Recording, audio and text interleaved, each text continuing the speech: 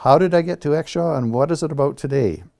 I think we came to Exshaw for several reasons. One is that we lived in northern Alberta, and we've always lived in very small towns and in very small homes.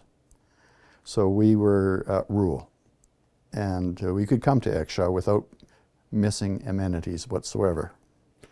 The second thing is that we are both hikers and naturalists by interest.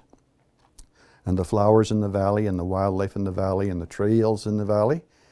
Well, why would we come from Marwayne, Kitscoty, and Vermilion to the mountains when we could live here?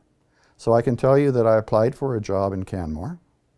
And when I went to Canmore and saw the prices of houses, I turned it down. I had supper with the real estate agent that night, and there was an opening for a small lot in Exshaw that I could get for $10,000.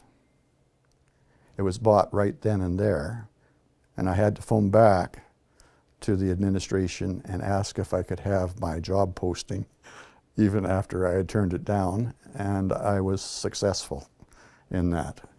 And we taught, both of us taught in the schools. Jean taught in the Exshaw, or was the executive secretary in the Exshaw school system, where she worked with the First Nations, and we have a wonderful heritage with the First Nations. And I taught in Canmore. I don't think I could have been in a more suitable career for myself. Teaching's not easy, but it's tremendously worthwhile. So teaching gave both of us a very large network of generations of people established in the valley.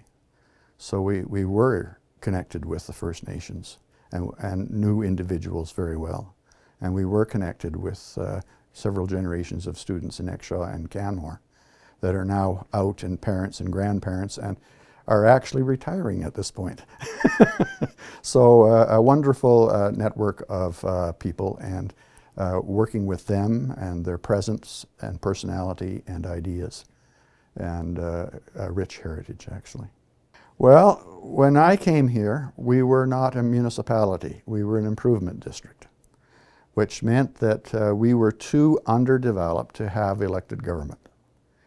And basically we were run by the government of Alberta, and we had representatives on a council to a manager for the ID, but the people on council could only recommend, and the government of Alberta chose. So when I was first here, my taxes were so low that they were less than $100, and they would forgive your taxes rather than send you an invoice, because it cost them more to write the check.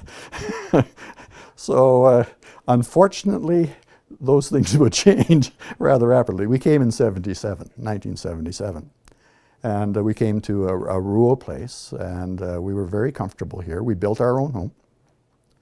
My two sons and my wife and I and my cousin built this home in 3 months, and we moved into a house that we could not finish because we didn't have time. By then I was back in school, and for the next 17 years we still hadn't finished the home. We were still working on everything. So we came to build a home in a place that we would enjoy, and we've not been disappointed at all. There weren't many places in town that were available, and the next door neighbor to us owned this lot and her house lot. And she had lost her husband, and she was going to retire and move away, and she needed to sell her place and this lot. Well, I couldn't afford her place, but I could afford this lot. And honestly, it's the single best investment I've ever made in my life, other than my wife.